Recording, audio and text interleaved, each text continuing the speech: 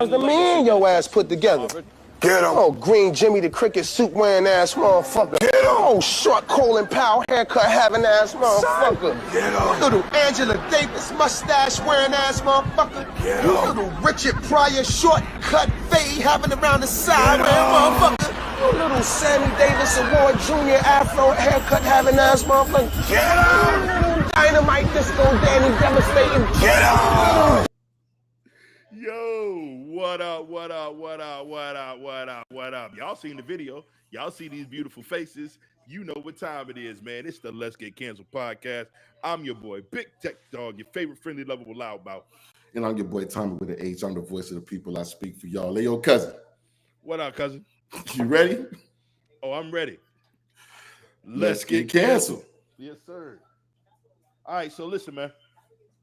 Tonight, we are multi-streaming right now, right? We everywhere. We everywhere. We everywhere, right? We've been trying to do this for how long? I don't know, about forever. Way Probably. too damn long. It's Way bad. too long. So listen, what's going on, man? We are live on TikTok right now. TikTok up there, yes, sir. I see y'all. What up, family? And What we're up, live everybody? Right here on YouTube. This is getting ready to be crazy, man. This is going to be bananas. Hey, any mistakes, y'all take it in love, man. We gonna work this out. We trying to find the best way to bring you all of this content, so we gonna keep this thing moving. And we Hey, know that's y'all not like even to be fair. here on TikTok. Y'all like to be there on TikTok. We got the fight for y'all, so y'all go ahead and check in. If nothing else, go watch the fight and listen to us talk shit. Yes, sir. Yes, We sir. are not talking about the fight, but you can at least see the fight. For all of y'all who don't have the pay-per-views and all that good stuff, we here to help. We are here to help. Hey, I think. Wait a minute. I think we have a problem. With that. All I got is coffee. So in Oh. our haste to get started, I You just forgot? got coffee. Oh, I just got coffee. I got a special brew. What you rocking there, home? Straight from the mountains of Appalachia. just a good cold beverage is what I'm gonna call it. It's a good cold beverage. Cannot Yes, go sir. too heavy on the good cold beverage, but I do have a cup of coffee that I left over here. So hey, play that video for him one more time. All right, bet. Let's do that then. Here we go. Because I need to hear it. I didn't hear it the first time. You didn't hear it the first time? I didn't hear The it. man your ass put There together. it is. Get him. Oh, green Jimmy the cricket suit wearing ass motherfucker. Get him. Oh, short Colin Powell haircut having ass motherfucker. Get him. Little Angela Davis mustache wearing ass motherfucker. Get him. Little Richard Pryor shortcut fade having around the side wearing motherfucker. Little Sammy Davis Award Jr. Afro haircut having ass motherfucker. Get him. Little Dynamite Disco Danny devastating. Get him. Cousin, I saw this and I said we must once again discuss that situation. That situation. Simply because it seems like Stephen A had a lot of vitriol towards LeBron after he came back and apologized. After he said, I understand, he was speaking to me as a father. And then immediately goes on, as LeBron calls it, a Taylor Swift tour run where he jumps on, goes on these different platforms, goes on his podcast and proceeds to tell everybody why basically LeBron's a bitch. And then goes on to say that had LeBron touched him, he'd have swung on it. Now, bro. And immediately died after that. Listen, Everybody man, gave him all business after that. here's the problem. Like, the problem is that I kind of don't blame Stephen A. The reason I don't blame Stephen A, I'm gonna tell you why. That man tried to take the high road, and he said, "Listen, that man spoke to me like as a father," and he said in no uncertain terms, "Hey, I still said what I said about him. I wasn't talking about his boy. I was talking about him." Right. And he stood on that. And I Right. was like, you know what? That's a respectable way to do it. Mhm. Hey, man, when you talk about somebody's kids, or if somebody perceives you to be talking about their kid, you better be contrite, because anything you say after that could be misconstrued, and you could get it could be a problem. It could come up in smoke. There could be smoke behind whatever comes next. And So, it was good. It was okay in that moment. but listen, the problem is that niggas kept messing with Stephen A. And every nigga know, if you ain't no punk, every nigga know that you ain't gonna talk about me too many more times before I go off. I ain't gonna be too many more bitches. I ain't gonna be too many of them, bro. And that's the thing. Like, so it's like, hey, let me tell you what the real deal is. Ain't nobody scared of LeBron. Ain't nobody that listen. There's a difference between being brave and being stupid. Because that was the most smoky shit ever. That was the most smoky. Yeah. I'll be quiet, but when you leave, I'll be talking again. That's the most smoky shit I have seen. I was like, come on. And like, this is a real life smoky situation. Right. Real life. But the problem is that he said all that, right? Mm-hmm. He said what he said. Now, I understand that LeBron had something to say finally about the situation, right? Yes, he went on Pat McAfee and had a 2-hour conversation where he definitely discussed this situation. He said Stephen A just got it all wrong, and he missed the whole point of the conversation for some odd reason. Right. So, well, I don't know what exactly did LeBron have, just that he said Stephen A got the situation wrong. Well, that's where you go. That's where he goes and says that he went on a Taylor Swift tour. Big. Then he goes out and just lambasted the entire media, basically saying how they just talk. They talk this shit and they get it wrong a lot, and they need to just leave it alone. They've hurt the league more by their stances on the way they do things than they've helped the league. Because no, but in that I understand what he's saying, because now you think back to our childhood, we got to enjoy those Lakers and Celtics dynasty times. We got to enjoy those moments. We got to enjoy the Jordan run. We got to enjoy the rise of the Barkleys, the rise of the Karl Malones. We got to watch the rise and them almost get there.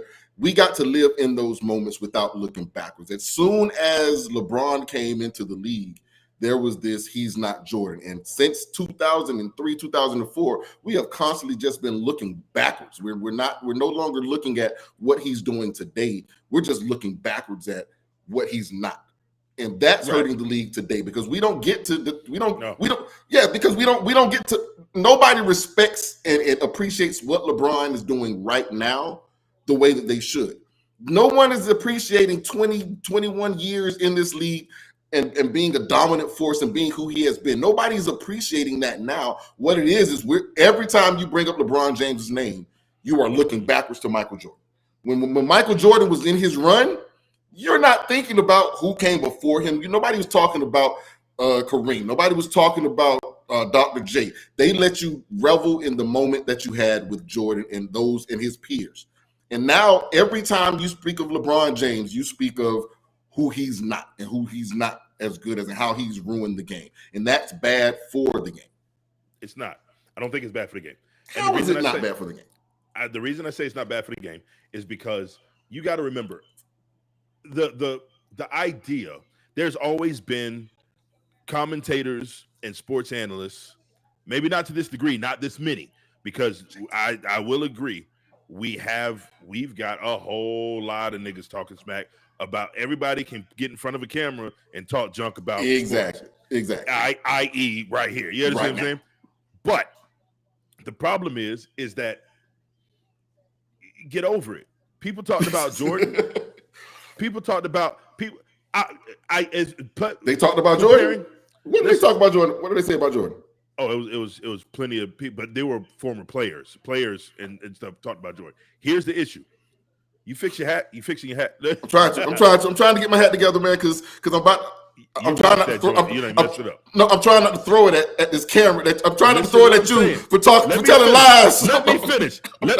That's why I'm touching my hat. That's why I'm touching my hat. That's why I'm talking. That's why I'm fixing. So what I'm saying is I don't think the Jordan LeBron comparison when it comes to the media vitriol is fair. A more relative or relevant comparison would be LeBron and Zeke, because you got to remember Isaiah Thomas went through hell with media reporters because of the Jordan situation. So there has been one other person in recent memory, maybe not super recent, but recent memory, that you could say has had the same media scrutiny in terms of their career and Michael Jordan.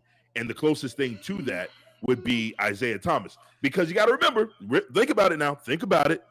Everything from that Detroit dynasty to getting put out of the playoffs by the Bulls, not shaking hands, the dream team, and everybody all the way till now. Even now, nigga, just a couple years ago with The Last Dance, bruh. Zeke been wearing it because of Michael Jordan for years. He has smoke. But Zeke started with, they love Zeke until the comment about Larry Bird, saying if Larry Bird was black, he'd just be another ball player. Something Dennis Rodman said, he kind of co-signed. So that part, the media turned on him immediately then, and then all of the things that they did to Michael Jordan didn't matter anymore, because now you're the bad guy because you talked about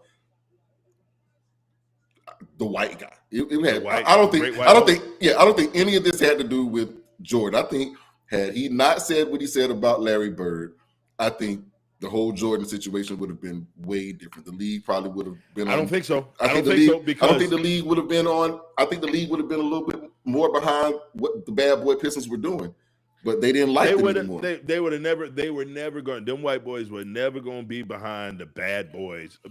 They didn't like the Pistons when they was winning everything.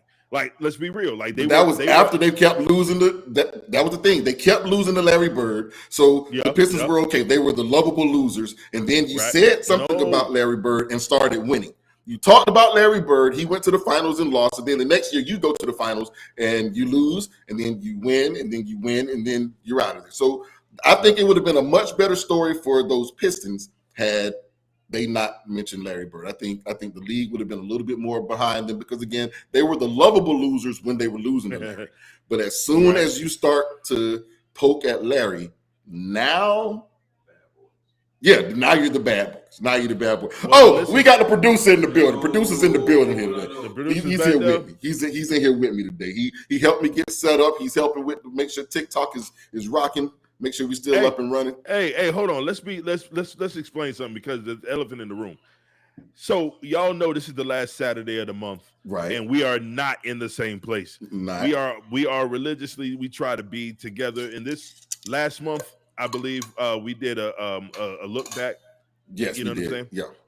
This month we had some situations come up. We are not in the same place, but in spite of those situations, in spite of our schedules and how much we run around, we still right here live at 8 p.m. for y'all. And we gave you an extra look because you guys like to y'all came in and y'all like to watch fights on TikTok. I don't know why y'all don't go to the bar. Y'all would rather watch a fight on TikTok. So we put the fight on TikTok, and you get to watch that and listen to us. Two birds, one stone. Get some greatness. Make sure you get no better than that. Make sure you hit the follow. Make sure you follow.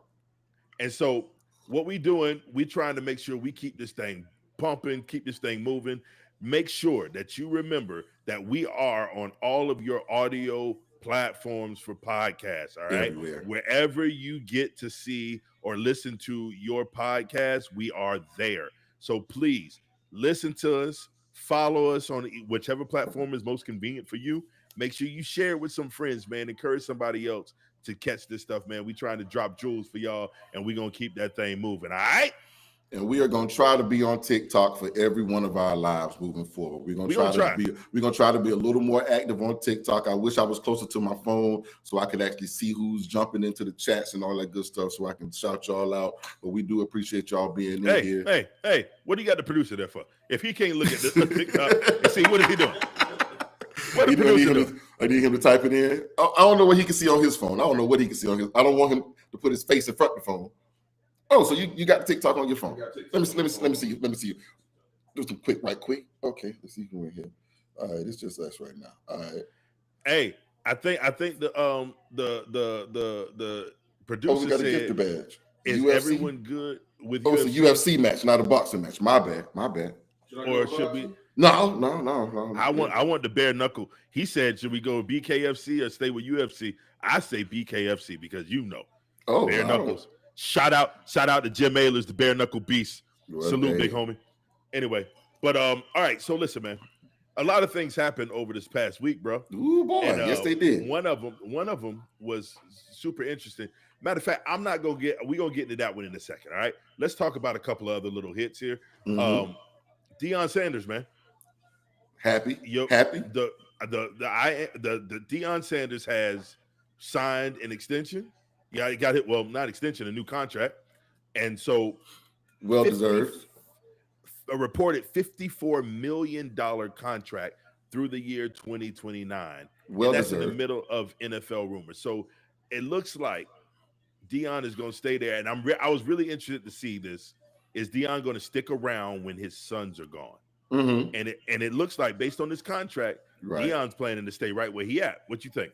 I'm thinking that Prime is looking at his team that he has built and the coaching staff that he has around him, and sees a way forward. He sees a way to accomplish the goal. And that was my thing even before, is me not wanting him to go to the league, because I wanted him to establish himself and win something at this level. So being there and seeing, Prime is he's serious. And to bring in, already got Sapp, but then to bring in Marshall for your running back coach. So now you got Marshall Faulk there, another Hall of Famer, another gold jacket is on staff. And your running game suffered over the years. So now you get someone who can teach all of the aspects of the running game. Do you think his running game suffered, or his offensive line was just that trash? Offensive line was terrible, but the running backs didn't understand a lot of the basics of the position, of the being able to block, catching the ball out of the backfield, being able to see things before they happen. And having a running back that has done it at the highest level, giving you the things to look out for, even if they aren't out there being able to tell you exactly do what I did. I know you can't do what I did because I was blessed and special. However, I can tell you what to look out for. And I probably tell you something that the coach that you had here before probably can't give you all of the ins and outs to, but I can give you a little bit more. So I think that's going to be a major thing. And I think for me, the problem was some other news that came out this week about Prime. And that was that he was not granted by the NCAA the opportunity for his football team to have their spring practice against the Syracuse team. So he put out there a couple of weeks ago that, hey, let's make spring. That bothers me. I wanted to see that. I wanted to see spring practices at the college level kind of embrace some of the nuances that they have at the pro level, where you come in here for a week, we practice against one another, and then have your spring game be something that actually matters. Because having my team go up against my team when we know everything that's going to happen here, basically, it's the glorified scrimmage of it all. I would much rather it be, hey, let's go out here and have a true competition. And you can sell that. Now, the NCAA says it's not fair as far as a recruiting tool. They say it's not fair because all the other schools don't have that opportunity to do so this year. So maybe down the line, they will allow it to happen. But they say some people are already in the middle of their spring. Some teams have already completed their spring games and that sort of thing. So it's not fair to everybody because it wasn't something that was available to everyone at the time. So they denied it for now. But I am sick of this shit. I am sick of it. I'm sick of it. I'm gonna tell you what I'm sick of. Tell them niggas why you mad, son. I'm gonna tell them why they mad. Son. Listen, man. I don't understand why it seems like it appears that as soon as somebody who looked like me start making moves, all of a sudden everybody becomes a stickler for the rules. True. You understand what I'm saying? True that. If I was a legacy program, like if I was a Notre Dame or a Army, Navy, Ole Miss, Michigan's right. If I was one of them, they would make those concessions. But who's generating more dollars per word as a coach than Prime? Like, for real, like there is no other program in the NCAA right now that can say we've increased our income, our revenue by as much as Colorado has since bringing in Coach Prime. He's just got through 2 seasons. Yeah, has not done it. So yeah, but and the other thing was the Syracuse coach. He's a color too. So these are going to be. Do you know the impact it could have had on the Syracuse team? He's not Prime. No, but I'm saying, do you realize the impact that could have had on the Syracuse team in the ACC to have that sort of platform and to get those eyeballs on your guys, and and we're the only people that are doing this also. Like, that's so ingenious. Not gonna happen. But they didn't have a problem listen, when Harbaugh was taking his team from when he initially got to Michigan. This dude's having his spring practices down in Florida. He was bringing his team down to Florida for a week. Nobody cared. Nobody cares. But the fact that he was able to come down here and steal recruits from this area, because now they get to come and I get to come to your living room with my whole program. So you get to see everything that goes on. So now you don't have to make that long trip up to Michigan. No, I'm coming to you. So kids, come visit us now. And that makes that recruiting that much easier. Those kids who would have never made that out of their pocket trip up to Michigan. Oh yeah, but me and moms can drive. We can drive 4 hours up to where they are. So, and I don't have to burn an official visit. It made a lot of sense. I'll take it all day. So here's my other question for you though. So since we're at this point, Prime is losing his son. Mm-hmm. And Travis. 2 of them. And Travis. And Shiloh, Shador, and Travis. Yeah, right. Are gone. And it seems like all of his receivers also. All of that whole receiving corps. Except, no, remember that. There's a freshman. Remember that freshman dude. Yeah. Black kid. He stepped in. Yeah, he stepped in. I think he was a sophomore last year. Wait, did he go? Did I hear he went to the? He's still there in the portal. No, he's still there. He's still there. Okay. So here's the thing. What do you think Colorado is going to look like next year? Like, as far as, are they going to maintain their record? Do you think they're going to get better? Do you think they're going to get worse? As far as they're going to in the records, I think in record they're going to take a step back because having a true freshman starting quarterback is different. Rough. Now, Yep. They did end up getting the quarterback from Liberty also, who was a stud at that particular level. Again, it's just he was a stud, and that could be a problem as far as keeping Julian there. But I believe Julian was brought there to be the starter day one, and I do believe there will be some rookie mistakes that kind of pull him back a little bit. So I think they would end up as a bowl team. I do believe they'll make a bowl.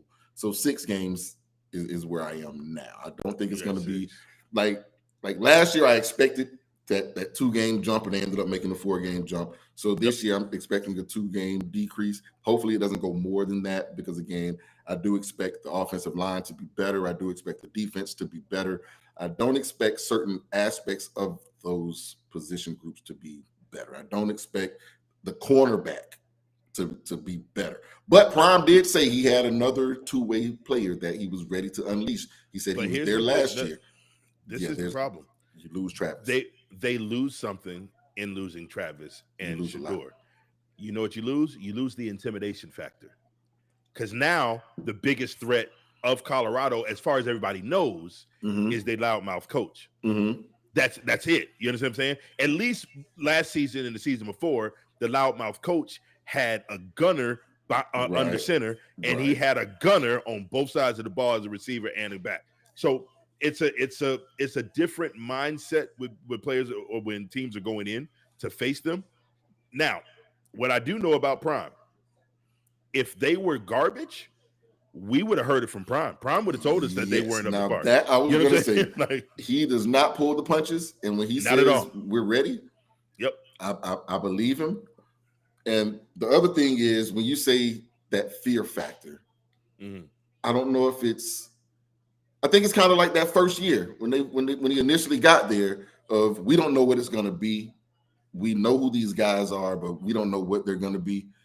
I think that could be something that bodes well for them early on in next season, or this coming season. Is we don't know exactly how good Julian is. We know he was great in high school, but we don't really know how good he is. And if he comes out and he's a step faster and the release is just a little quicker, then that could catch someone off guard, and that could get you early on in the season. Same thing with these new receivers that they're going to be getting, and the running game that they're going to have in there. The fear that I'm talking about, that fear factor was not necessarily about Shador, because honestly, I do not believe Shador struck fear in the hearts of many players on the field. I think he was quick enough. So when I mean the team itself, you think the fear was him in tandem with? not just Shador as they. I think the biggest fear for everybody was Travis, Of course. because on any given day, Travis could be the best receiver and the best defensive back on the field. 99 times out of 100, he was the best receiver on the field. Yeah. Here's the thing. Because he was that, and he had no fear. Good God, he had no fear. he could change the motion of the game. If things were clicking on defense, he could focus on offense. If things were clicking on offense, he could focus on defense. They lose that piece. Now, like you said, Prime says he got one in the tuck.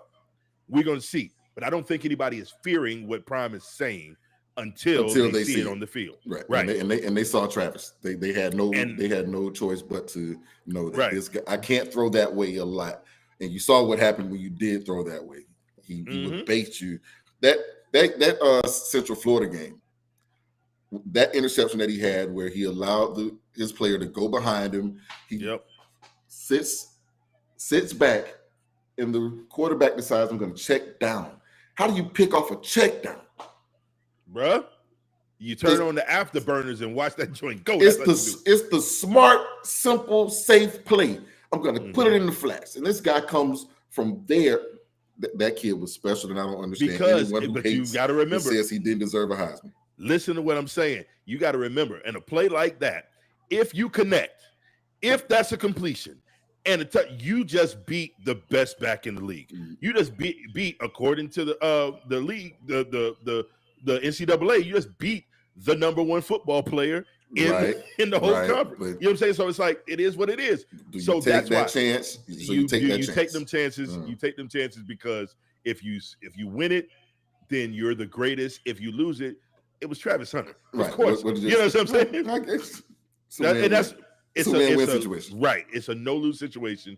It is what it is. But anyway, I'm really interested to see. Real quick, in the draft, where do you think Shador's going? What number do you think Shador's going? I think he'll end up with the Giants.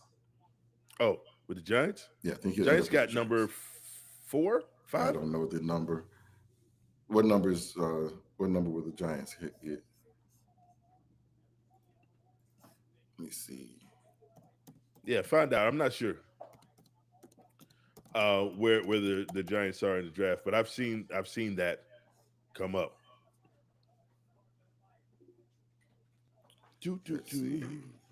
We've got where did I see? Oh, they're number 3. They're I was number right. 3. Okay, so 3. Yeah. I was thinking around 3. I didn't know Giants had number 3 though.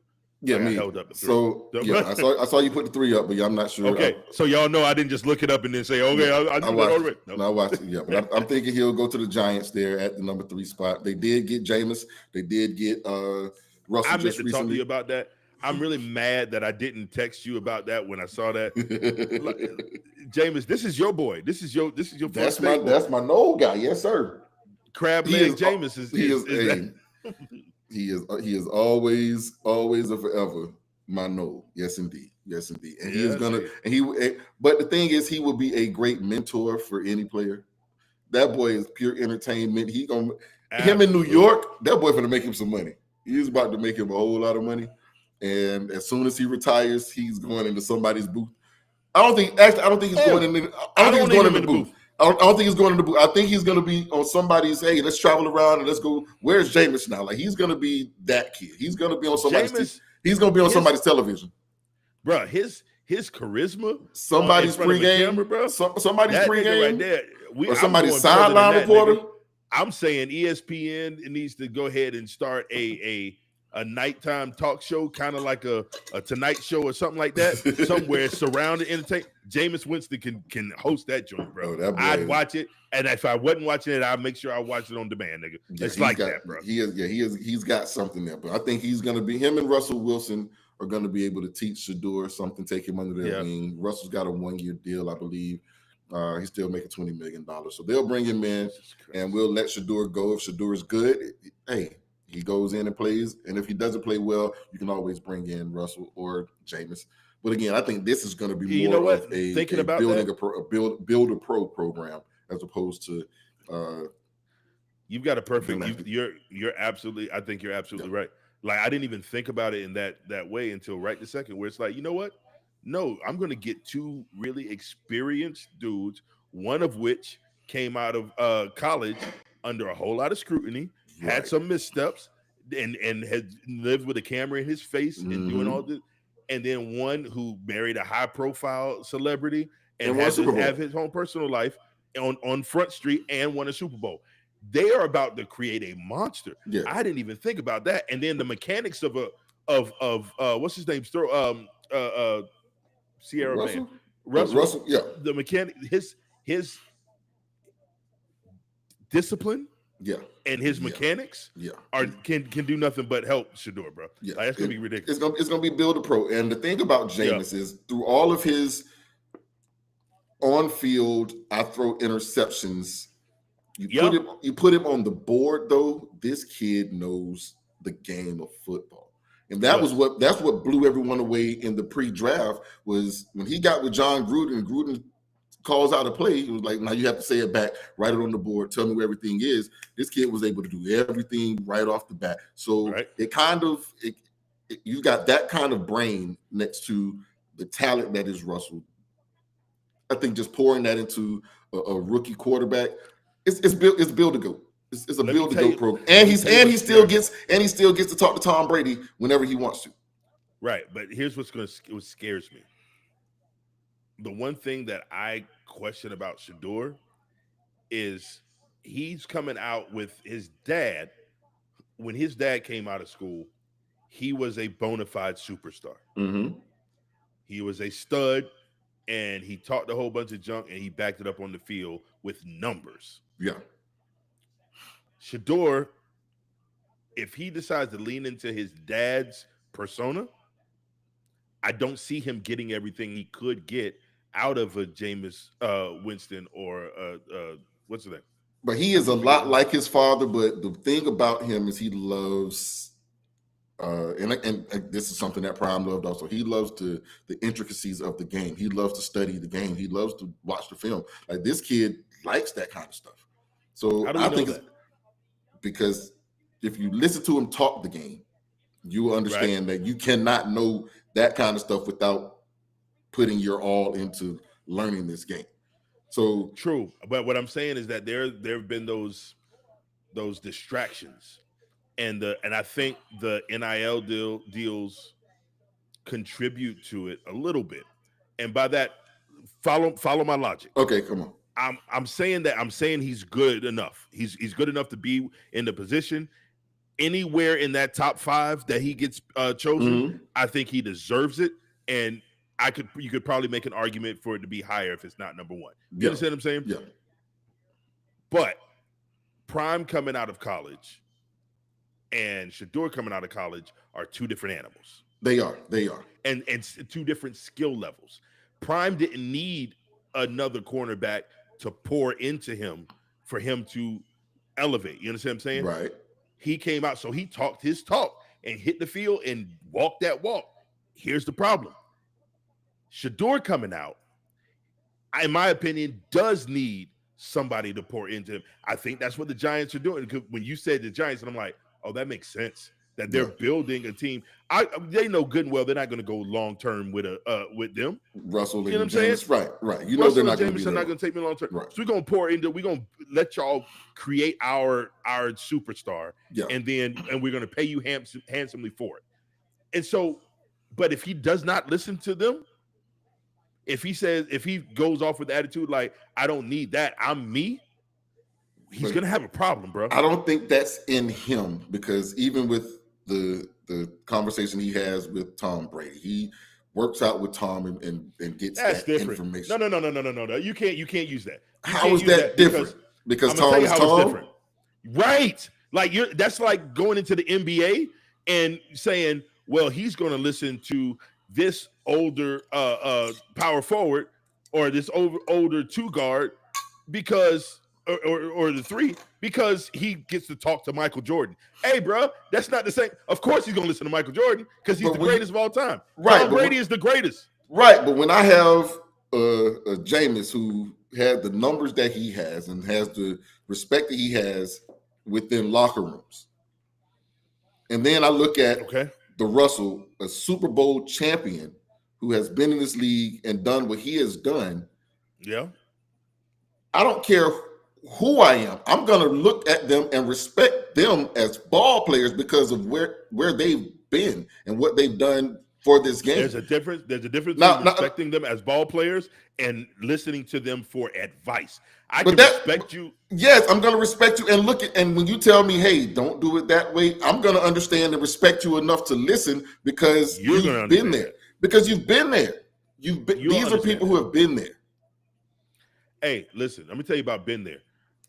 I told you, I play music, and you know how many times I end up sitting down and some dude is trying to tell me, like, I need to listen to him because he's been on tour with this one and he traveled all over Europe doing this and that. I'm like, then what the heck? But that's when they suck. You know these men don't suck. You're right. But if you're the greatest, if you feel in yourself that you're at this level, and then somebody who you think is at the same, like talent-wise, is the same level, or even if you think you're a little bit better than them, you tend not to want to listen to them. Now, so you think Shador would think he's better than those guys simply because he's Prime's son? No. I was trying very hard not to let that go that direction because that's exactly where you're going. His daddy's an ass. He's an ass too. Right, look at you. Right. Look No, at no. That's not what I said. What Hating black men too. You don't like black men either. Damn. What I'm saying is we don't know, and so what I'm saying is I hope for. So you're just gonna put it on him off the bat, huh? Hey, he's gonna be a dick. So let me ask you a question. So you mean to tell me I can't question somebody, but without having to hate them? No, I think he's going to be a great quarterback regardless. I think I think this team picked some veterans that he would respect enough. Like, I'm not saying go and get a Trent Dilfer type. I'm not saying go and get a Brad Johnson. Don't sleep on Trent Dilfer, man. What you doing, bro? What you doing? My bad. I'm not gonna hate on you guys. What are you doing? What are you doing to me? Yeah, because I went and got two. I went and got two of your Tampa Bay Bucks too. I went and got two of them. My bad. But I'm not gonna hate on you guys. But I do believe he's gonna be okay. But I think that's gonna be the landing spot for him, in my opinion. How about you? You think that too? I think it for him. The 3 spot. Yeah. I think so. Makes sense. I think so. I think they've put. Yeah. I don't. Who's got 2 and 1? Let me see. Tennessee's got number 1, and who's number 2? Cleveland's got number 2. Yeah. He'll be in New York. I don't see. I'm saying that it's a toss up, but I don't see him going past New York. I don't think New York's going to let him go. You would hope not. You would hope they had enough sense. But this is the same team that lets Saquon Barkley walk. They did.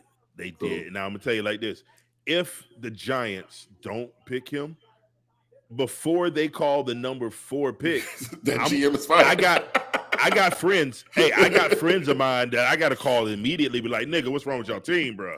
You know what I'm saying? Shout out to the Twins. Twin LS. They're gonna be out there bucking shots towards New York. Hey, and I'm sick of you. I'm sick of you acting like I'm the one who don't like you black hate people, everybody, bro. man. You hate everybody. No. Because I don't know why you hate everybody, man. In reality, if you say I hate black people, what's this then, bro? Huh? See, if you want to hide anything from you, put it in the Tyler Perry movie. You mean to tell me a black man who has employed so many black people who are doing so much and focusing on us as a culture, you hate Tyler Perry? Yes. That hurt my feelings. Yes. And you know how many black women are in those movies that you hate? You hate those black women. You telling me that those black women who Taraji P. Henson said she wasn't getting paid what she was worth, but Tyler Perry support. He and I believe that Taraji P. Henson deserves more than what she's making. And you, sir, don't even respect black women enough to watch them on the screen, let alone in real life. What say you, sir? I hate them and their horrible acting and their horrible wigs. Oh and my their horrible God! Scripts. So you mean to tell me that these women are horrible? That what you're saying? Yes. Wait, what did the producer say? Yes. What did the producer say? He said Tyler Perry is representing the alphabet community way too hard. Way too hard. That's the producer's point of view. We're gonna bring him in. Where's my ticker tape? Yeah, exactly. The views of the producer. We're gonna let him have that discussion because he has some strong views on that. So we're gonna have a full. I think we're gonna do that. We're gonna do that. That's gonna be a full-on discussion. That soon. Yeah, that's gonna be a full-on discussion. But I just put that up there just messing with. But for me, and like I told you before, if the black folks, if we're trying to start a movement, not just me wouldn't watch those Tyler Perry movies, but all those people that y'all are up against. If y'all put y'all agenda, the black agenda, in Tyler Perry movies, instead of Tyler Perry out there trying to tell y'all how bad dark-skinned black men are, and you need to get you a light-skinned man with bad braids. If y'all stop listening to that and stop letting him tell y'all that every time you get with a black man, he gonna beat you, he gonna sell dope, he gonna try to sell your daughters. I've never seen the Tyler Perry movie, so I don't know how those scripts really go. But then how you I know that giving all this critique? I was about to say, but I go to Wikipedia and I look at synopsis of movies. That's how I watch movies, and I see horrible person for it. Horrible person for it. Because I've seen some of these actors, I'm like, who is this? And no, that's not going to happen. That's not going to happen. So yeah, but I do know that Tyler Perry movies are almost always horribly acted. So my thing is, if y'all just go ahead and put all of your black agenda, who's going to be in charge, the things that you want, how to stop the crime, how to get the education the way that you want, all of those things that you want and need, put them in Tyler Perry movies, spread them around to the black folks so the other people won't know what's going on, and then you can start making progress, bro. You are a complete and full idiot. You guys can make progress, bro. Just put it in the Tyler Perry movie. This all I'm is saying. hilarious. This is hilarious. Well, you might have a point. But listen, man, speaking of black folks acting a monkey, hey, man, so there's a viral clip that went around about a preacher that both you and I are both familiar with. Yes, sir. We don't know him personally, but we're familiar with the man. Yes. It was interesting, and I think you and I have two different opinions on this. Let me just go ahead and play the clip that we're talking about. Y'all probably know what we're talking about. I'm gonna play the clip we're talking about, and we'll discuss. Deal? Here you go.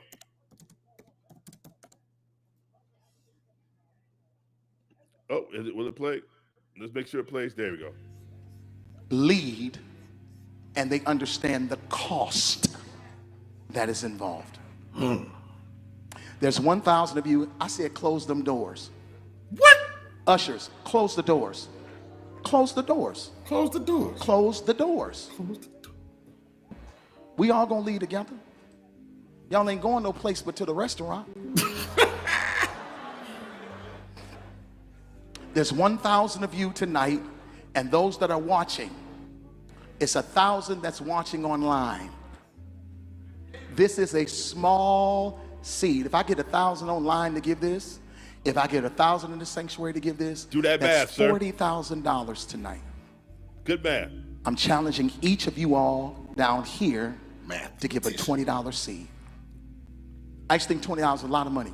$20. $20. You want 1,000 people in the building and 1,000 people online. Yep. To give them $20. He said that's 40. And he did that math fast too. He had that number in mind a long time before that. So let me ask you a question. So you obviously have a problem with this. I have a problem with him, bruh. I'm telling you this here. He has a song called "He Saw the Best in Me." Marvin Sapp would have seen the worst in me at that moment. I'm just gonna tell you that right there, right now. He would have seen the worst in me. It would have been a moment of either you're gonna let me out of here, or once y'all collect this 20 in this building, I'm leaving with something. Hey, I want to show y'all something real quick. Y'all see this right here? This is our real live chat. And Tommy said, "I'll shoot my way out." Bruh, like, dude, okay. And again, I have seen this in churches my entire life, where the preachers say, "Hey, they've been like, I'm not gonna get down from here until I get my. They have their offerings, and we 200 short. I'm gonna stand up here. I'm gonna add me another 10. Now, I'm not gonna leave until I get my and they will stand up there and talk until they find a way to get them their extras or whatever their goal is. Now, and again, us being church kids, we know that during offerings, they don't want the doors open anyway. So that's always a close the door. It's always close the doors. So that's not something that is that off, but just the way that he said it. Close the doors. Ushers, close the doors. Close the door. like he's threatening. No, y'all niggas can't leave. Now, it's again, if you're in the church, you know there is nothing bad about this being said. However, the way that it was presented, it makes it seem so thuggish. There you go. Hold on. Let me explain something to you. There you are. So when I saw this, as a matter of fact, today, my boy D, Breeze, was with me, and he brought this up. Yeah. He said, yo, close the door. And like, he just said it like, I'm like, nigga. And I was getting ready to get into it with him, but I agree. We both grew up in church, and we have been through offerings of all types. We have been through, and let's go ahead and just break news to y'all. Some of y'all ain't been to church in forever, and it shows. What I'm saying is, when you're at church, it could be they got these revivals and the evangelists. They took offering up, and the evangelists preach, and then at the end of it, it said God is moving on your heart to come and bring down. All right, cool. May or may not be. I never did believe most of them when they said that. I think you just. And then when I realized when I got older is that a lot of times the offering, they get a percentage of that offering as their honorarium. Right. They want the honorarium for the preacher. For example, if they say, okay, well, listen, we're going to give you this lower amount to come and preach at our church. If you raise another offering, you keep that other offering, that amount. We're just saying that the first offering is for the church and that goes into the ministry, blah, blah. And out of that, we're going to pay you $1,000. We're going to give you $1,000 to come preach. I don't know what the number is. You know what I'm saying? It depends on who the preacher is, really. Right. So you get $1,000. If you raise another offering, you get to keep all of that. And these preachers now all of a sudden, and then all the revivals made sense in my head. Like, oh, that's why at the end of the day, they get the real soft and they say, now listen. Now I know that God has moved on your heart to do. Just stop. Don't blame the Lord. Just say that you want them to get some money. No, I'm not mad at that because sometimes they want to do that. My thing is I don't want you to up there lying to me and tell me how. Like now that's where it's gonna. Where y'all don't come up there and just tell the truth. Hey, we got bills to pay in our church. I wish they would. Now, he said that, though. He said that. He said this costs. Things like this cost. You and I both came out of a household where you know how much it costs to run a church. You know how much it costs to get all this stuff. I play for churches. I know how much I charge. Right. So if you go to a church and you go to a service and you got phenomenal music, you see some well-known artists come up and they singing before the preacher get up, and then you got this well-known preacher that you'll see on TV. All of that costs money. All of that costs. We got to pay for them. We got to pay for housing. We got to pay for travel. Yes, sir. Especially at these conventions, when they bring in these people into these conventions. Now, I will say this: if it's your, let's say with us, the coach. Yep. Bishop shows up at your convention. Bishop, I shouldn't have to pay for you to stay nowhere. This is your duty to come around here and see all of us at some point. You came to our house. This is true.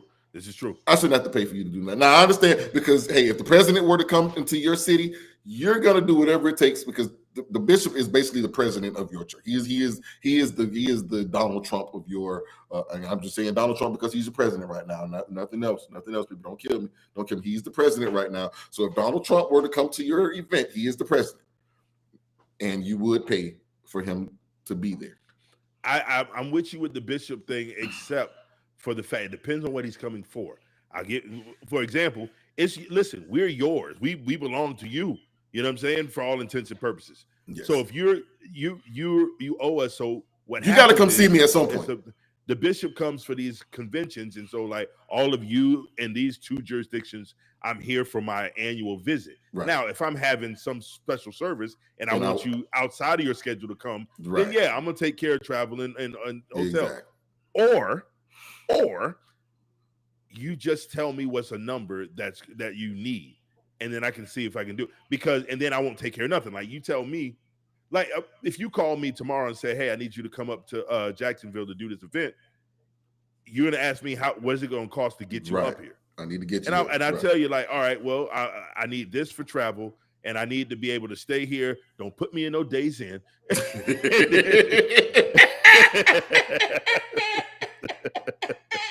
And here's what it costs. Here's what it costs for the service. You know what I'm saying? It was newly renovated. They had a piano room that was wide open. I don't understand. That wasn't a piano room. That was a piano loft. Anyway, so but you see what I'm saying? Like, let's roll everything into one fee. So what it's going to cost you? It's going to cost you $2,000 for me to come to Jacksonville to do the job and to live and to eat while I'm there, and I travel back and forth. Right. And I think that's fair. I don't have a problem with churches raising money at all. Again. I know what it costs. Now, what happened here? Now, that's the problem with a lot of folks who don't go to church, and they use this as their excuse not to go to church. It's just a money grab. All they want is our money. The preacher's gonna take the money. You realize that building that you just walked into, somebody's got to pay for that, right? Oh, they got a building fund. What?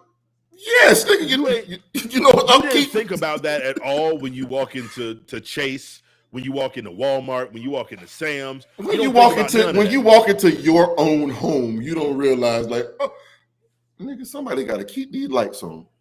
Right. So when I ask you to come pick me up, I need to get somewhere, right? I ask you to come pick me up, and you ask me for gas money, and I get mad with you for asking for gas, nigga. If it wasn't for this, you wouldn't get to where you're going because you can't get there on your own. You need some guidance. Guess what? That's what church is. I think the problem was with this situation was the quick maths. Yeah, that was amazing. That was good. Like I was impressed. Granted, it's simple math, but he was on it. He said there are 2,000 people in this room.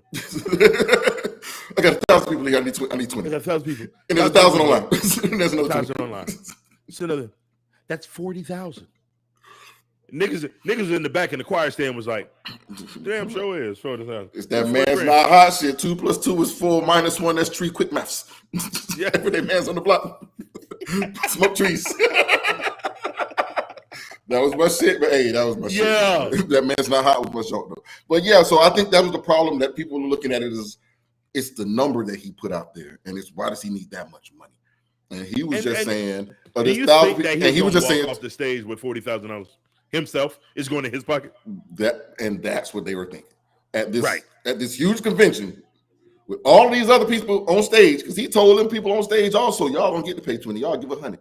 Ain't nobody saying nothing about them talking to the preachers, giving money. It was all about he want $20 from them people. But you didn't realize that all the preachers on stage along with him, they had to come out of pocket too. Y'all think all the money going to the preachers? Well, you think the preachers gonna give some money up to somebody who they don't get none of it? If y'all think preachers are so crooked, right? Since every preacher's so crooked, you think they're gonna give up $100 to give to another nigga? That's like pimps going out there telling them, hey pimps, y'all go ahead and put this in the pot for us. No, nigga, they're not doing it. They're not doing it. If y'all think they're so crooked. Let me ask you a question though. You know what I think is interesting about this? Had he not done the math on the back end out loud and only just asked anybody who could to give $20, nobody would have said a word. No. Had he not said, close the door. Because what everybody outside heard was he locked y'all in until y'all gave him $20. Until he got 40 grand. Really bad about that. I've been online and looking, and there have been a few people that I saw. I'm pretty sure there was there were more. But a few people I saw who were like, I was in the service, and they didn't lock the doors. He never said lock it. Right. There's a convention going on. So you've got thousands of people in this one room. So what are we going to do? We're going to close the doors because a whole lot of stuff going on outside. How many times have you ever been in a service and they said, okay, listen, are we live? Let's go ahead and end the live because we're going to talk about serious stuff and like what Right. else. And if it gets out, it looks bad. The appearance of it is bad, but we need to go ahead and discuss this right now. Because so it has to people who are involved, there's the conversation me and my wife have that if anybody else heard it, they think it was something other than what it is. Right. Because this is weird. There's a conversation me and you have when we talk to each other. Somebody else outside of that, they probably think all types of stuff. So what do? We started a podcast, so we had a conversation live. But that's not a good point. Right. But for everybody, when you go look online, you'll see. I think Yahoo said he held people hostage until they. I think TMZ said he told us to close the door until the people coughed up money. Like, what it seems as if those people were held against their will because he said close the doors. Ushers closed the door, but. It's always been close the door. It's offering time. Close the door. Offering, and he said offering is a form of worship. You don't have to be all loud. So during praise and worship service, you always tell, hey, somebody testify, hey, we're gonna close that door back there until they finish. During certain times of service, you say close that door. Don't let nobody else. I don't believe it. I tell people all the time, like when I do the trainings at churches and stuff, when they got cameras, I talk to the pastor and I'm like, okay, well, in my experience, it's not good to have the cameras on during like those severe altar call. Like if you're just doing that corporate prayer thing, then everybody's just there with their hands up. That's cool. But if you're really going in and you're doing some altar work, let's get that camera off them people. And I'm gonna tell y'all now, if I come to your church and the spirit hit me and I'm crying and snotting bubbles and you put a camera in my face, I'm suing. You ain't. I'm swinging. See, he gonna fight. He gonna fight. I'm going to court. I'm swinging. See that, and that's how you see the difference between Tech and I. I'm gonna go the litigious route. He's gonna take it to the streets. Listen, y'all believe that if you want to. Y'all believe that. Believe that if you want to. I'm gonna find a litigator. I'm not gonna fight that. I'm not even gonna fight that. Y'all go ahead and believe that if you want to. You know what's gonna happen, Tommy? What's gonna happen is that somebody's gonna see you and assume that they can just say whatever they want to you, and y'all all gonna find out real fast, and we're gonna be right. We're gonna here go to court. Let's get podcast. We're going to court. Let's get canceled podcast, and I'm gonna be sitting here looking at you like this, nigga. What happened to court? What happened? Now you got to go to court, huh, nigga? Right. You going to court one way or the other. Guess what though? Hey man. Like, but so it's not as bad as it looked. It looked bad. It looked bad, and again, it was simply because of the way that he was so gangster about close the door. Like he was nigga. But that's if you close your eyes and listen to it. I'm looking at his face. So what I got from the visual of that, it was just like, I'm serious, y'all. Like, yo, I'm not joking. Close the door. They say y'all ain't going nowhere but to eat. Like, close the door. Like, that's funny to me. Like, that's so church. That is so. And again, church folks get it. The outside world looks at it, and it's evil, right? And they just want our money. They just want our money. But dude, $40,000 for where they were, because they were at a convention. Like this happened last year in Maryland, I believe. Right. It was a year at a convention. Yeah. So this is something that, like, those conventions cost way more than $40,000. Have you ever tried to rent a building? Like, we ain't talking about the ballroom at your local motel. Right. We're talking about real big. Have you ever tried to do that? And then on top of that, you got to have sound. You got to have video. The only reason y'all seen a video like this so crisp and so clear is because they spent real good money on them camera people to be in there. Bro, I played for our International Women's Convention here in Orlando. And the production alone, when you walk into that room, it's like, whoa, because they're broadcasting to I don't know how many countries across the world. Right, exactly. They're making sure these that they're are not international churches that they are dealing in. Yeah, but you're looking at $20. And that's what it comes down to. But I'm gonna tell you this. Even when it comes to your local church, when they ask you for any amount, and everyone's saying, "Oh, well, why?" But you expect these churches to bury your families? You expect these preachers to come to the hospital and visit your people when they're sick. At times, you expect them to pay your rent and buy groceries. And again, for churches who, when all of the kids are dead and this lady is a single woman and a widow, the church at times will step in and handle things for them, and you expect that all to happen, but you don't give nothing to it. The church does it. Where's the church getting this money from? If you don't give it, guess who does this? These pastors and these first ladies and their families and these deacons that y'all always talking about so crooked. So as much as I'm able to go off and tell you how things can be wrong in the church, I also know how right things are in the church and how hard it is for some of these churches to maintain. And what you outsiders, all you see are when they go on TV and you got these crooked pastors and preachers. So when these are the only people you saw, because there was this one show that came on where the preachers of LA or something crappy like that, where they just had all these preachers on, and I was just like, this is going to be a horrible look for church. It's a horrible look. It was too. But I'm gonna tell you like this. Here's the thing. Let me ask you a question. Like, how many? I'm sure you, because I know my uncle, and I know about his ministry. How many times did you ever have to hear no, and then you get to church and realize they put money in the church? You going, wait a minute, you just told me you ain't had no money, and now you put money in the collection plate, and not realizing that I don't have any money at the time, and it means I can't spend it on that. But what we learned, and this is, y'all take it or leave it, whatever it is, I learned that the sacrifice in giving at church is different than the sacrifice of giving at McDonald's. Oh, definitely. It's much different. Definitely. So, it works for me. So, you know what I'm saying? So it is what it is. Hooked on phonics work for me. I'm just saying, bro. It is what it is. So the way y'all look at that type of stuff, the way y'all look at somebody asking for money at church, a preacher asking for money at church, we don't look at it the same way. Now, that does not mean that we agree with all these nigga preachers asking for money the way they do it. Right, because some of them are money grabs. So don't come at us think, oh, well, what about this guy? What about this guy? We know about that guy, and that nigga ain't getting my dollars. But the majority of these preachers that you see, because no.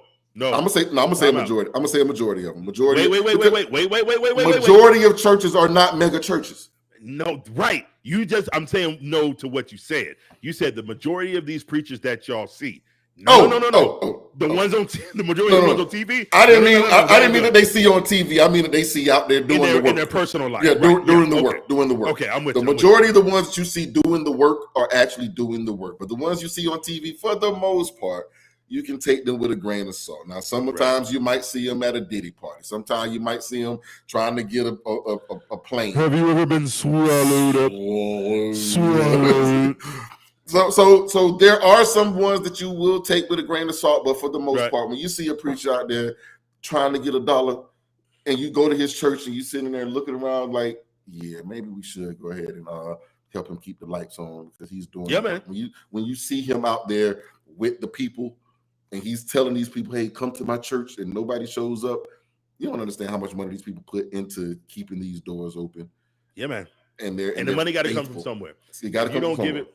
I'm going to tell you like this. Y'all, if you got a local preacher in your neighborhood and you know that the kids can depend on them to have a snack or a little peppermint or something when they walk by, he has a good word. When your son get locked up, he wants to come in and talk to you and help or whatever.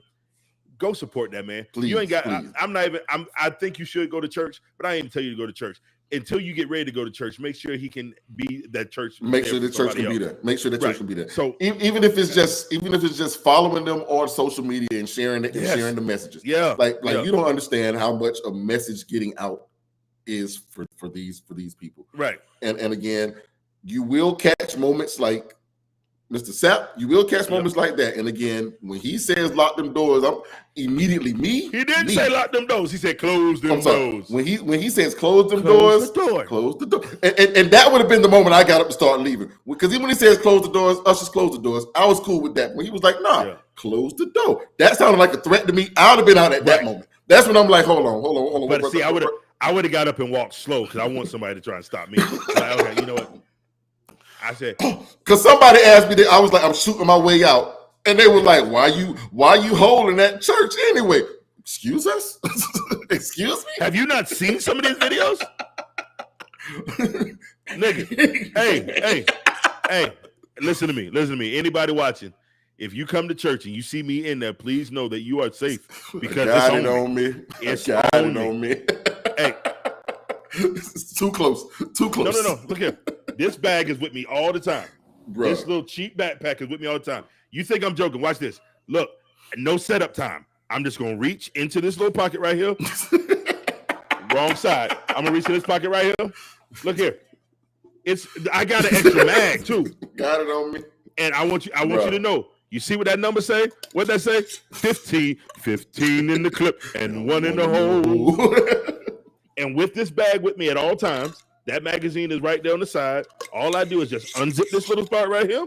And when you reach in there, it's go time. It's just there. It's there. It's just I'm there. not playing. It's there. But that was one thing. But I have an uncle that was a former chief of police, and now he's a pastor, and he would always have it on him, always at the church.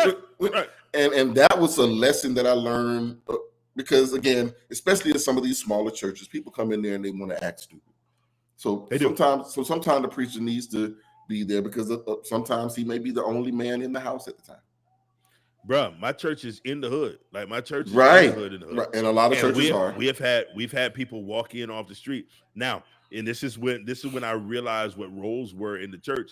The preacher ain't never had to stop preaching to deal with unruly prayer. Because my daddy was the deacon over there, and them deacons was as soon as they see something odd happening at the door. Yes, sir. Here's the funny part. My pops would disappear outside, and I'd be ready to go outside. My mom wasn't even nervous. I'd be like, what's going on? But him and the other brothers at the church, they stand outside and talk with the man. Yeah. They try and help the man. Even sometimes go in their pocket, here, I got $5. Right. You know what I'm saying? And I would be like, oh, he just going to go buy it. It don't matter. It don't matter what he's going to buy. That man is in need. He needs food. Exactly. I can't leave right now to go get him food, so I'm going to make a way for him to get food. What he does after that is up to him. But what I need to do is get him away from here. He can't be if he's not willing to succumb, especially to if he's under the flint. Yeah, if he's under influence, if he's not willing to humble himself, succumb to our rules, then we will do what it takes to get him, because we have to protect us. And that is a beautiful thing. I love the fact that I can be safe because my wife go to church. I know it's people there and they know how I am. Let me tell you a story. So my wife was in an accident. Y'all know that, right? Both legs were broke. And this is my problem with some preachers. Both legs broke. She's sitting in a wheelchair. My wife was like, she sings in the choir. So she couldn't get up the steps to get into the choir stand. So she would wheel in. We'd sit her right beside the organ in a wheelchair, give her a microphone. So she would sing from the floor, like in her chair on the left. Right. So a preacher comes in, and he's a guest preacher from somewhere. He's down there, and he goes over to my wife, sees my wife in bandages all the way up to her thighs, both legs up on the wheelchair. Like, it's just, she can't move him. You know, he done came down. He's like, oh, God's going to bless. And I'm like, here we go. And now he's over there. He done wheeled her out to the middle of the thing. And I'm like, okay. So now I'm standing on the edge of the pulpit. No lie. I'm standing on the edge of the pulpit. You ready to jump? I'm like, hey. And so I'm standing there looking, and there was where you would think that some of the mothers and stuff be looking at me like, baby, get down. No, they were looking. They were like, you better watch it. I looked over to the side. The deacons had already done stepped out. Like, okay, listen, preacher man, we listened to you. You did really well with the word. You don't know this situation, and obviously God ain't talking to you. Because what I thought in my head, he was gonna be like, you can get up and walk right now, and I was gonna go right over there and come across. Anyway, so but just take his mic. No, because you the sound man. All you gotta do is unplug. Hey, I can make a signal. Turn the mic off. My boys on the soundboard will be like, hey, cut that. Turn the mic off. But you know what made me feel good about church men? That we still got church, because them church men, they wasn't getting ready to have it. They stood. Now, it wasn't in a threatening manner, but they let me know that, hey, now you ain't the only one looking out for her. We got her too. And I was like, that's what I'm talking about. And that is the thing about a lot of churches is when you don't see a lot of men, you still know there are men in the building that are prepared. And that's why when my friend asked me, why am I holding at the church? Because God will protect, but he ain't never tell us to not be ready. Listen, the Bible tells you to be ready, and it also says watch and pray. I'm watching, nigga. Right. Oh, as a side note, he did not ask my wife to get up and walk around. He just he was trying to make an illustration that God was turning things around, and he's like, he needed a chair. He needed a wheelchair. No, he was talking to her specifically. But it was just like, okay, because I'm like, nigga, bro, you could have turned yourself around, nigga. You got to record this mic, nigga. Spin. Right. But yeah, but that's the thing. Watch and pray, and that's what I learned about a lot of prayers. Because people are like, close your eyes. No, nigga, I'm not closing my eyes on y'all. You know, I can pray with my eyes open. Bow your head, okay. But I took karate. Did they tell you to bow your head? Hey, man, no evidence. You keep that eye contact, nigga. Hashitashi. Hey, I remember that, dog. You was going to karate when I came up there when I was little. Man. They took me to the dojo, bro. I was like, oh, I'm going to be a karate master by the end. I didn't realize that it was a process, nigga. I thought I was going to walk in there for one lesson and I'll be like Bruce Lee, but that didn't work out. Anyway, listen, man. We are overtime. We are overtime. So, oh man, doggone it! You've been drinking that the whole time, and I ain't got it. I'm gonna have some for. I'm gonna have some for you because boy, that is delicious. I'm gonna have some. Hey, for you I'm glad because I'm gonna be honest with you, bro. You remember I told you I had that that 12-year age rum? It's gone in. Oh, nigga, I got like that much left, bro. Man, gonna kill that. But I still got that. I still got that Shay for you. I'm gonna put that Shay away. I'm gonna go get another. I'm gonna go get another one though. What the Shay? No. Okay. Yeah. So listen, y'all. Remember, man, we are on all of your audio podcast platforms, man. Please, man. We appreciate all the support we already get. We're asking y'all to support us a little bit more, man. Take a listen, whatever one is most comfortable for you, and share it with a friend, all right? Also, special shout out to Mrs. with an H. Shout out. How you doing? She's doing well. She's doing well, so we're going to make sure everything's good. Happy birthday to Tay, my little sis, Lauren Shantae. I seen that. Hey, girl, happy birthday to my baby, man. Hey, man, I'm not home, but when I get there, we gonna turn. So you already know what it is. For sure. Love and you, also, hey, real quick, I got a really good friend of mine whose daughter I used to do drum lessons for, and he's got some medical challenges right now, and it's touch and go here and there every once in a while, man. So. Special shout out to Michelle. I don't even know if she's watching, but Michelle, I appreciate you. We're praying for you. Keep your head up. You and Carlos, do your thing, man. Much love. All right. Oh, but I got hold on, cousin. I got some feedback from the red flag episode. People got some more questions and some more concerns. I'm still trying to find out why it's a red flag to have a dead mother. I reached out to that person to get some answers on that. They have not. They haven't replied back to that one. They talk to me every day, but they won't talk to me about that. So I'm gonna keep bringing that up until I get an answer, until they're able to show up. Because cousin, we've got to get to the bottom of why it's a red flag for a man to have a dead mama. We got to figure that out. I need to know. I want to go. We got to take a phone and we just go over there and go live and knock on their door. I will drive up there. That's what it's going to be. So we're going to figure that part out. But cousin, we haven't been canceled yet. Channel 2. We haven't been canceled yet, so we're going to do this again next week. We got to do it, boss. We'll see y'all Wednesday. Love y'all. Y'all be good. Love you, cousin. Love y'all. Love you, boy. All right, y'all. Peace out, man. We done.